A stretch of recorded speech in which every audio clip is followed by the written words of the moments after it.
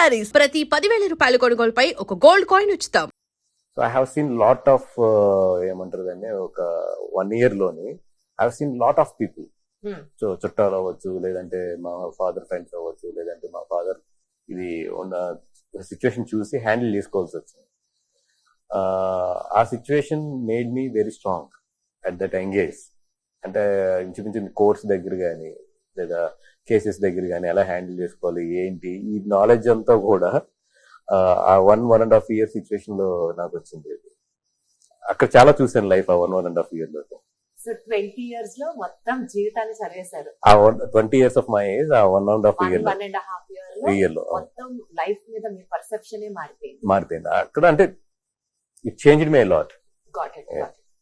బనివాస్ గారు, మీ career follow అవుతున్న ఎవరికైనా సరే అసలు మీరు ఇండస్ట్రీలోకి ఎలా వచ్చారు, ఇవాళ మీరు ఈ స్థాయిలో ఎలా ఉన్నారు అని అంటే ఎవరైనా సరే వెనకాల బనివాస్ వెనకాల అల్లు అరవింద్ ఉన్నారు అనేది సుస్పష్టంగా అందరికీ తెలిసిన అంశం. ఈ నేపథ్యంలో జీవితంలో దేవుడు కొంతమంది మనుషుల్ని ఒక పర్పస్ కోసమే పరిచయం చేస్తారు. డెఫినెట్లీ వాళ్ళ వల్ల లైఫ్ మారిపోతుంది దానికి మిమ్మల్ని చూసి మీ అసోసియేషన్ విత్ అల్లు ఫ్యామిలీ చూసి నేను ఐఎస్ ఇది కరెక్టే అయి ఉండొచ్చు అని అనుకుంటాను. అలా కొన్ని divinely persons in your life నేను అరవింద్ గారితో కాకుండా ఇంకెవరున్నారు? అరవింద్ గారితో కాకుండా అంటే దిల్ రాజు గారు, సుకుమార్ గారు, they are the very important people in my life. నాకు కెరియర్ చేంజ్ చేయడంలో కానీ లేదంటే నాకు ఇంకొక అదర్ స్టెప్ ఇవ్వడంలో కానీ అపార్ట్ ఫ్రమ్ అరవింద్ గారు అండ్ బన్నీ ఇద్దరు కాకుండా అయితే they are the very most important people in my life. అసలు అరవింద్ గారితో మీకు ఉన్న ఆ రిలేషన్ ఎంత స్ట్రాంగ్ అంటే మా దాకా వచ్చేటప్పటికి ఎలా అంటే నా పరిచయం విత్ బన్నీ గారు బ్రదర్ బాబీతో అక్కడ నుంచి actually first step is that one.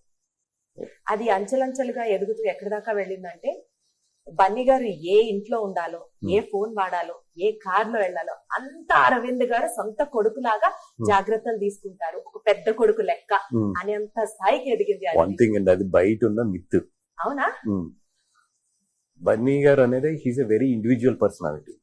ఆయన డెసిషన్స్ గానీ లేదంటే ఆయన ఎలా ఉండాలనుకునేది ఇది ఏంటంటే he's from especially last 10 years he's very very matured and evaluate అయిపోయిన పర్సన్. ఆయన దానికి ఏంటంటే ఆయన చదివిన బుక్స్ కానీ ఈ కానీ ఇట్లా చూస్తే ఏంటంటే he has very clearly identified his personality. తను ఎలా ఉండబోతున్నాను నెక్స్ట్ 5 years లో తను ఎలా ఉండబోతున్నాను అనేది కూడా ఈరోజు క్లియర్గా ఉంటాడు అతను. సో ఇదంతా బయట ఏంటంటే ఏదో అరవింద్ గారు చూసుకుంటారు, బనివాస్ గారు చూసుకుంటారు అనేది మిత్. ఇది అంటే మీరు మీ పరంగా అరవింద్ గారు మిమ్మల్ని సొంత కొడుకులా అడాప్ట్ చేసేసుకున్నారు అన్నది ఒక వర్షన్ అయితే, ఇది ఒక క్వశ్చన్ ఇప్పుడు నేను అడిగింది. ఓకే అండి. లేదండి 100% ఆ ఇంట్లో అయితే మాత్రం వాళ్ళ ముగ్గురు అబ్బాయిలతో పాటు నన్ను ఈక్వల్ గానే చూస్తాడు. దాంట్లో అసలు డౌటే లేదు. చాలా హ్యాపీ అనిపిస్తుంది కదండి లైఫ్ లో. ఒక పాయింట్ లో ఎవరో తెలియని వ్యక్తి అలా క్లోజ్ అయిపోయి ఈరోజు ఫ్యామిలీలో ఒక ఇంపార్టెంట్ పర్సన్ అయిపోయినందుకు గాను మీ సక్సెస్ గా చూస్తారా, లక్ అనుకుంటారా? లక్ అండి, అది ప్యూర్ లక్ అండి. హంబుల్ ఆన్సర్ తెలుసా సార్ ఇది? లేదు, ఇట్స్ ప్యూర్ లక్. ఇదేదో నా గ్రేట్ దీని వల్ల వచ్చింది, నా కష్టం వల్ల వచ్చింది అంటే తప్పది.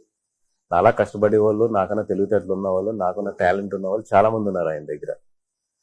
ఇవన్నిటిలో మించి నేను ఒక స్టెప్ ఆయన దగ్గరికి వెళ్ళగలిగి ఈ రోజు ఇట్లా ఉన్నానంటే ఇట్స్ ఎక్కడో నా టాలెంట్ అన్నిటితో పాటు ఇది కూడా అంతే. ఎంత హంబుల్ ఆన్సర్ తెలుసా బనివాస్ గారు? చాలా మంది ఒప్పుకోరు ఈ పాయింట్. నా హార్డ్ వర్క్, నా కష్టం ఇదే చెప్తారు కానీ చాలా హంబుల్ గ్రౌండెడ్ ఆన్సర్ అన్నమాట ఇది. లేదండి, అన్నిటితో పాటు ఇది అంతే. రైట్ సరే, ఇందాక మీరు చెప్పిన పాయింట్ కి కంటిన్యూషన్. బనివాస్ గారు బన్నీ గారి పక్కన ఉండగా ఆయన ప్రాజెక్ట్స్ కంపోజ్డ్ గా ఉండడాలు, కాంట్రవర్సీస్ కి దూరంగా ఉండడాలు జరిగింది. ఆయన టీం ఎప్పుడైతే ఉన్నారో పక్కన, అంటే బనివాస్ గారు పక్కన లేకపోతే ఎక్కువ కాంట్రవర్సీస్ చుట్టుముడుతున్నాయి అల్లు అర్జున్ గారిది అన్నది అది మిత్ అంటారా, లేకపోతే అలా జరిగిన సందర్భాలు ఉన్నాయా? Would you have to tell about it? Because మీరు ఒక రైట్ హ్యాండ్ లాగా బన్నీ గారికి. అంటే 2016 తర్వాత when I'm growing as a producer గా ఉన్నప్పుడు అప్పటి నుంచి కూడా ఆయన నేను మాట్లాడుకున్న తర్వాత we have develop team for him. Exactly, ఆయన టీమ్ డెవలప్ చేసుకుంటూ వెళ్ళారు. ఇప్పుడు ఏదన్నా బాగా ఇంపార్టెంట్ విషయం వస్తే లేదంటే ఏదైనా బాగా ఇది వాసు హ్యాండిల్ చేస్తాడానికి ఇచ్చేయండి అన్నప్పుడు నాకు చెప్తారు జనరల్. బట్ మనం అర్థం చేసుకోవాల్సింది కూడా ఏంటంటే ఇప్పుడు ఆయన పక్కన ఎవరో ఉండి ఆయన్ని చేసే స్టేజ్ అయితే మాత్రం ఆయన ఇప్పుడు కాదు, లాస్ట్ 10 years నుంచి కాదు. Hmm. అది వెరీ వెరీ క్లియర్, వెరీ ఎట్లా చెప్తాను, వెరీ Matured. ఆయన థింకింగ్ కానీ ఆలోచన కానీ చాలా, ఎస్పెషల్లీ 2011 నుంచి అయితే మాత్రం వేరే లెవెల్లో వెళ్ళిపోయాడు ఆయన. అక్కడి నుంచి ఏంటంటే ఆయనకైనా డెవలప్ అవుతూ వెళ్ళాడు ఆయన, ఇది ఒక పర్సనాలిటీగా కానీ ఒక దీంట్లో కానీ. ఇప్పుడు వాట్ ఎవర్ ఇన్సిడెంట్స్ హ్యాపెన్స్ ఏంటంటే మీరు చూడండి ఎనీ స్టార్ లైఫ్ లో ఇన్సిడెంట్స్ అవుతాయి, 200%. 200% అవుతాయి. అట్లాగే ఈయన పీక్ స్టేజ్ లోకి వెళ్తున్నప్పుడు ఇన్సిడెంట్స్ అవుతాయి. ఎందుకంటే ఒక సక్సెస్ తో పాటు నెగిటివిటీ అంత వస్తుంది. అండ్ ఒక సక్సెస్ లో పెద్ద స్టేజ్కి వెళ్ళిన తర్వాత ఒక ఇన్సిడెంట్ కూడా మామూలు ఫైర్ అవ్వాలి. సో ఆ ఫైర్ అట్లాంటి అయినప్పుడు ఏంటంటే పక్కన మాలాంటి ఎక్స్పీరియన్స్ పీపుల్ ఉపయోగపడుతుంది తప్పితే. But whatever he design is own. అది దాంట్లో వాళ్ళ ఫాదర్ది కానీ నాది కానీ ఇవన్నీ కూడా we are helped him. But own design అయితే మాత్రం అయిందే. సో మీరు పక్కన ఉన్నా పక్కన లేకపోయినా ఆయన ఇండివిజువాలిటీ, ఆయన చరిష్మా, ఆయన హార్డ్ వర్క్, ఆయన planning like extremely his own thing. His own thing. And second thing ఏంటంటే ఇంకా నేను లేకపోతే ఇంకా ఫాస్ట్ ఉంటాడు ఆయన. ఇంకా ఏంటంటే నేను జనరల్లీ ఏం చేస్తానంటే ఆయన్ని స్లో చేస్తాను, లాగుతూ ఉంటారా? అంటే నాకున్న భయాలు, నాకున్న అప్రహాన్సెస్ తో, నాకున్న ఒక మిడిల్ క్లాస్ భయాలు, మనకు మిడిల్ క్లాస్ కి భయాలు చాలా ఎక్కువ ఉంటాయి. నేను ఆ మిడిల్ క్లాస్ నుంచి పెరిగినోని కాబట్టి నా భయాలు ఇట్లకి కొన్ని డేర్ చేయలేదు. భయాలు ఉంటాయి మీకు బనివాస్ గారు? అంటే ఇప్పుడు గమని ఆయన చాలా స్ట్రైట్ గా చెప్తాడు ఏ విషయం అన్నా సరే. ఒక నచ్చితే నచ్చిందని చెప్తాడు, నచ్చకపోతే నచ్చలేదని చెప్తాడు. నేను అలా చెప్పలేను, చాలా బయాస్, చాలా బ్యాలెన్స్ గా డిప్లొమాటిక్ గా వెళ్తాడు. అది ఆయనకు నచ్చుతుంది. నువ్వు ఎందుకు భయపడతావు? నువ్వు ఇది నచ్చలేదు అన్నప్పుడు నువ్వు నచ్చలేదని చెప్పు. లేదండి అవతల వాళ్ళు గమనిస్తారు. నువ్వు అటు ఇటు కాకుండా చెప్తున్నప్పుడు ఆడు ఎక్కువ కన్ఫ్యూజ్ అవుతాడు. ఇట్స్ బెటర్ ఒక నిమిషం హర్ట్ అయినా కూడా నెక్స్ట్ మినిట్ లో ఆడికి క్లారిటీ వస్తుంది. Super, correct.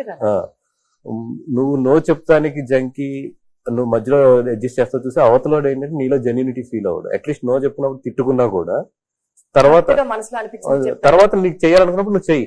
ఆ రోజు అతను అర్థం చేసుకుంటాడు. ఈ క్వాలిటీని మీరు కూడా అలవాటు చేసుకోవడం స్టార్ట్ చేశారా? చాలా ట్రై చేస్తున్నాను కానీ అవ్వట్లేదు. చాలా ట్రై చేస్తున్నాను ఇన్ఫాక్ట్. బట్ అక్కడికి వచ్చినప్పటికి ఏంటంటే మళ్ళీ అవతల ఎక్కడ హర్ట్ అవుతాడేమో అని చెప్పి చాలా బ్యాలెన్స్డ్ గా చెప్పడం అలవాటు అవుతుంది. ఒరిజినల్ గా వస్తుందని తప్పితే ఆయనలాగా ఆయన ఏంటంటే కొంచెం చాలా స్ట్రైట్ గా ఉంటాడు ఆయన ఆ విషయాల్లో. Always that is very safe అండి. అలా ఉన్న వాళ్ళు చాలా ప్లెయిన్ హార్టెడ్ ఉంటారు. హీస్ నచ్చింది నచ్చలేదు అన్నదుకునే మాట్లాడతారు తప్పితే ఆయన వయా బ్యాలెన్స్డ్ తక్కువే. రైట్. తండేల్ మూవీకి సంబంధించి బనివాస్ గారు, సంక్రాంతికి రిలీజ్ అవ్వాల్సిన cinema it got post phone to Feb 7th. ఇప్పుడు సంక్రాంతికి రిలీజ్ అయిన సినిమాలకు సంబంధించి రిజల్ట్స్ చూసిన తర్వాత ఎస్ నేను తీసుకున్న డెసిషన్ కరెక్టే అని ఫీల్ అవుతున్నారా? 100%. దాంట్లో అసలు ఎందుకంటే we want theatres, very clear, good theatres. ఆ కాంపిటీషన్ వెళ్ళుంటే 100% మేము అనుకున్న థియేటర్లు అంత మంచి థియేటర్లు దొరకవు.